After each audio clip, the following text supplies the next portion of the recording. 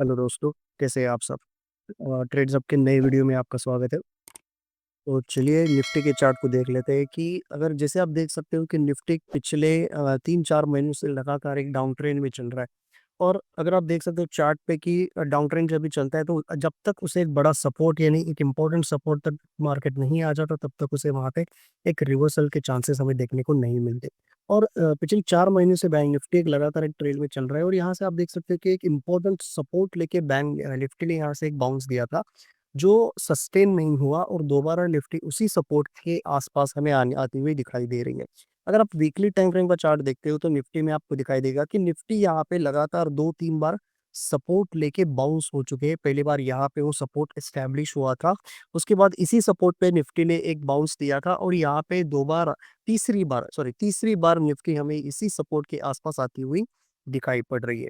ठीक है? अगर ये ब्रेकडाउन हो जाता है निफ्टी में तो हमें आने वाले दिनों में एक बड़ा फॉल देखने को मिल सकता है। लेकिन कई बार क्या होता है कि अगर मार्केट एक बड़े गैप डाउन के साथ या फिर किसी बड़े गैप अप के साथ कोई भी लेवल ब्रेकआउट या ब्रेकडाउन कर देता है तो उसके बाद एक हमें रिवर्सल के चांसेस ज़्यादा देखने को मिलते हैं। ठीक है? अगर कल के सेशन में अगर आप जैसे देख सकते हो कि हमें एक मोमेंटम भी डाउन साइड की तरफ मिला हुआ है बैंक निफ्टी में और यूएस मार्केट्स में भी कुछ इश्यूज़ के चलते हमें बड़ा सेलिंग देखने को मिला जो कि एफआईआईज़ की सेलिंग हो सकती है या फिर यूएस मार्केट में जॉब्स रिपोर्ट के चलते फेड रिजर्व्स के रेट कट होने के चांसेस ज़्यादा हो चुके हैं, तो इसी वजह से इन्वेस्टर्स ने अपनी सेलिंग बहुत ज़्यादा की है, तो उसी की वजह से हमें यहाँ पे एक सेलिंग देखने को मिल सकती है। लेकिन अगर आप निफ्टी का भी चार्ट देखते हो, ठीक है? तो जब तक ये लेवल ब्रेकडाउन नहीं हो जाता, तब तक हमें बड़ा सेलिंग देखने को नहीं मिलेगा। अगर ये बड़े गैप डाउन के साथ हो जाता है, तो हमें एक बाउंस देखने को मिल सकता है, ठीक है? अगर आप यूएस का ये डाउ जोन्स का भी चार्ट देख लेते हो, तो यहाँ पे आपको देखने को मिल सकता है कि डाउन जोन्स भी एक इम्पोर्टेंट सपोर्ट के आसपास यहाँ पे ट्रेड कर रहा है। अगर ये जब तक ये सपोर्ट ब्रेक नहीं होता डाउ जोन्स में तब तक यूएस मार्केट्स में भी एक डाउन ट्रेंड हमें देखने को नहीं मिल सकता। ठीक है? तो बात करते हैं बैंक निफ्टी के बारे में। अगर आप बैंक निफ्टी का चार्ट देखते हो बड़े टाइम फ्रेम में तो हमें यहाँ पे एक हेड एंड शोल्डर जैसा पैटर्न ब्रेकआउट देखने को मिला है। ठीक है? और एक बड़ी वीकली कैंडल इसके नीचे क्लोज हुई है जो कि एक इंडिकेट करती है कि बेयर्स काफ़ी ज़्यादा स्ट्रेंथ में है और ये मार्केट का ट्रेंड रिवर्स करने के चक्कर में है, ठीक है? तो ये सेल ऑफ कैंडल अगर आप कंसीडर करते हो तो हमें ट्रेंड के साथ ही चलना है क्योंकि ब्रेकडाउन बहुत ही ज़्यादा बड़ा है और हमें आने वाले दिनों में एक बहुत बड़े डाउन साइड के टारगेट्स देखने को मिल सकते हैं। अभी ये टारगेट्स हम कैसे फाइंड आउट कर सकते हैं? अगर जैसे आपको पता है कि हर एक चार्ट पैटर्न का एक मेजर होता है, ठीक है? यानी हेड एंड शोल्डर का अगर आप मेजर देखते हो तो हमें हेड के टॉप से नेकलाइन तक जितने पॉइंट्स होते हैं, उतने ही पॉइंट हमें ब्रेकडाउन के बाद नीचे की साइड देखने को मिल सकते हैं, ठीक है? अभी आप यहाँ से देख सकते हैं 4 या 4,500 पॉइंट्स का कुछ हमें यहाँ पे रेंज दिखाई दे रहा है।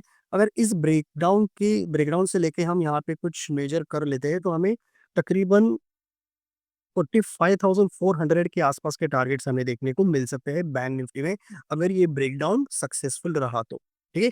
और अगर राउंड लेवल भी ले ले तो हमें 45,500 के आसपास का टारगेट हमें बैंक निफ्टी में देखने को मिल सकता है अगर ये ट्रेंड कंटिन्यू रहता है तो। क्योंकि आप देख सकते हो एफआईआईज़ बड़ी हेवी सेलिंग कर रहे हैं, इंडियन मार्केट से एग्जिट ले रहे हैं क्योंकि उन्हें थोड़े बहुत कंसर्न्स है कि जैसे ही डोनाल्ड ट्रम्प इनॉग्रेशन के बाद प्रेसिडेंट बन जाएंगे उसके बाद वो क्या-क्या मेजरमेंट ले सकते हैं, वो क्या-क्या पॉलिसीज़ चेंज कर सकते हैं, उसके चलते उन्हें काफ़ी आशंकाएँ हैं, तो वो इंडियन मार्केट से अभी टॉप पे एग्ज़िट ले रहे हैं, अपनी प्रॉफ़िट बुकिंग कर रहे हैं, ठीक है? जब तक नई पॉलिसीज़ एस्टेब्लिश नहीं हो जाती, हमें कुछ ज़्यादा आइडिया नहीं आएगा, तब तक हमें वेट एंड वॉच करना है, कब इंडियन मार्केट्स में ट्रेंड रिवर्स हो जाता है, ठीक है? क्योंकि लेकिन बॉटम लाइन अगर आप देखें, तो हमें इंडियन मार्केट्स में इस साल तो नया ऑल टाइम हाई देखने को नहीं मिल सकता, इसके चांसेस बहुत ही कम हैं। क्योंकि ये बहुत कंसोलिडेशन वाला फेज़ बन गया है और नई गवर्नमेंट यूएस मार्केट्स में आएगी तो पॉलिसीज़ भी चेंज हो जाएँगी तो काफ़ी ज़्यादा वोलेटिलिटी भी आएगी। ठीक है? तो इसके चलते हमें एक लो प्रोबेबिलिटी देखने को मिल रही है यहाँ पे कि मार्केट एक नया ऑल टाइम हाई बना के देगा इस साल के चलते। ठीक है? उसके बाद अगर हम इंट्राडे लेवल्स को देख लेते हैं क्योंकि एज़ एन इंट्राडे ट्रेडर हमें ज़्यादा दूर की नहीं सोचनी है, हमें बस कल का स्पेकुलेट करना है या फिर मैक्स टू मैक्स 2 दिन का, ठीक है? तो अगर आप बैंक निफ्टी के चार्ट को भी इंट्राडे के तौर पे देख सकते हो, तो हमें यहाँ पे इंट्राडे में भी कंटिन्यूअसली मार्केट में यहाँ पे एक सेलिंग ट्रेंड देखने को मिल रहा है, ठीक है? जो हर सपोर्ट को ब्रेक डाउन करते हुए नीचे की तरफ आ रहा है, ठीक है? तो यहाँ पे आप देख सकते हैं कि मार्केट में या फिर स्पेशली बैंक निफ्टी में हमें इस लेवल के नीचे बैंक निफ्टी में एक क्लोजिंग मिला है जो कि कल के दिन का मनी ज़ोन भी है 48,844, ठीक है? अगर बड़ा गैप डाउन हो जाता है किसी कारणवश या फिर सेंटिमेंट्स के तौर पे यूएस मार्केट में बड़ी सेलिंग आई है, हम भी एक डाउन साइड की तरफ हमें क्लोजिंग मिला है, तो एक मोमेंटम के चलते हमें नीचे की तरफ एक बड़ा गैप डाउन देखने को मिल सकता है। तो ये गैप डाउन कहाँ तक हो जाता है? अगर ये गैप डाउन इसके नीचे इस फेयर वैल्यू गैप के नीचे क्लोज़ हो जाता है, यानी सॉरी फेयर वैल्यू गैप के नीचे ओपन हो जाता है,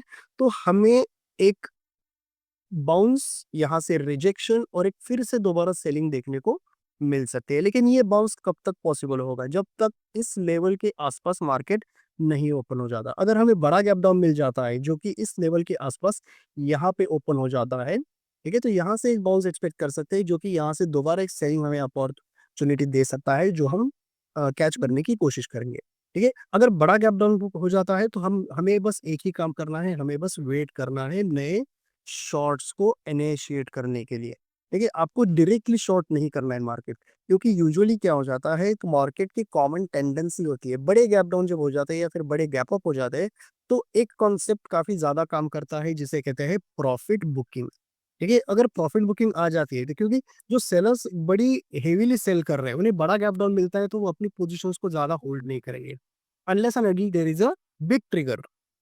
ठीक है? अगर उन्हें पता है कि मार्केट में और बड़ी सेलिंग आ सकती है, तो वो अपनी पोज़ीशन को होल्ड करेंगे, लेकिन उस केस में भी हमें एक बाउंस देखने को मिल सकता है, जो एक प्रॉफिट बुकिंग के तौर पे आ सकता है। जितना बड़ा गैप डाउन, उतने बड़े बाउंस की पॉसिबिलिटी ज़्यादा हो जाती है। ठीक है? अगर हमें ये गैप डाउन अगर 47,970 यानी 48,000 के राउंड लेवल के आसपास मिल जाता है बड़ा गैप डाउन, तो बाउंस के चांसेस ज़्यादा हो जाते हैं और यहाँ पे हमें एक बाउंस में देखने को मिल सकता है जो कि इस फेयर वैल्यू गैप की तरफ अप्रोच करेगा। यहाँ पे हमें एक सेलिंग साइड की अपॉर्चुनिटी देखने को मिल सकती है, या फिर अगर वो बाउंस ज़्यादा स्ट्रॉन्ग हो जाता है तो ये गैप भी फिल कर सकता है, ठीक है? तो हमारे पास काफ़ी ऑप्शंस होंगे कल के मार्केट को ट्रेड करने के लिए, लेकिन आपको सबसे पहले पेशेंस की ज़रूरत है कोई भी ट्रेड इनिशिएट करने के लिए, क्योंकि capital is utmost important, utmost priority. वो आपको प्रोटेक्ट करना है किसी भी हालत में, ठीक है? तो पहला व्यू तो ये हुआ कि मार्केट अगर बड़ा गैप डाउन हो जाता है तो यहाँ पे हम एक बाउंस एक्सपेक्ट करेंगे इस लेवल के आसपास। अगर ये बाउंस नहीं आता तो इस लेवल के नीचे हम सेल साइड की अपॉर्चुनिटीज को ढूंढने की कोशिश करेंगे। बड़े टारगेट होंगे 47,770 इन बैंक निफ्टी आने वाले दिनों में, ठीक है? तो उसके लिए हमें वेट करना होगा, एक ही दिन में इतने बड़े टारगेट हमें देखने को नहीं मिल सकते, ठीक है? अगर छोटा गैप डाउन हो जाता है तो इसके नीचे हम सेलिंग साइड की अपॉर्चुनिटीज को ढूंढने की कोशिश करेंगे इस फेयर वैल्यू गैप के नीचे, जो कि टारगेट रहेगा 48,000 के राउंड लेवल्स, ठीक है? तो आज के सेशन के लिए इतना ही, मिलते हैं कल के सेशन में, तब तक के लिए हैव अ गुड